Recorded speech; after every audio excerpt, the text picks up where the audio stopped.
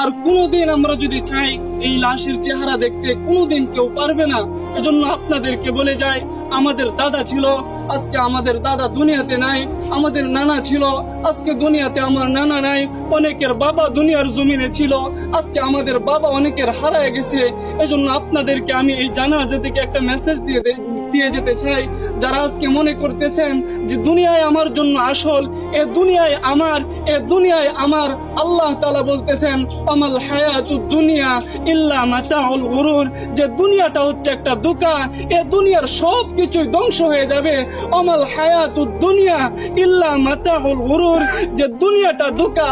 আজকে তোমার স্ত্রী, সন্তান, আত্মীয় স্বজন এরা সবাই ধোঁকা। এজন্য মুহতারাম হাজরিন, দুনিয়ার মুখ থেকে আজকে আমরা আমাদের চেহারা, আমাদের দিল, আমাদের কলব আজকে আমরা আল্লাহর দিকে ফিরাইয়া দেই। যে জিন্দেগিতে যত গুনাহ করছি, আজকে এই জানাজা থেকে আমরা প্রতিজ্ঞা করতে চাই আর গুনাহ করব না। যেই কবরে আমাকে যেতে হবে, সেই কবরে আমাকে একা থাকতে হবে, আর গুনাহ করব না। এই প্রতিজ্ঞা করে যদি আমরা এই জানাজা থেকে যেতে পারি, ইনশাআল্লাহ এই জানাজা আমাদের জন্য সফলতা বয়ে আনবে। সুবহানাল্লাহ। এজন্য কথা আর লম্বা করার কোনো প্রয়োজন নেই।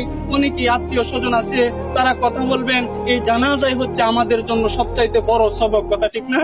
আল্লাহ তাআলা আমাদেরকে যে কথাগুলো বলছি সকলকে বোঝার তৌফিক দান করুক। সকল বলে আমিন।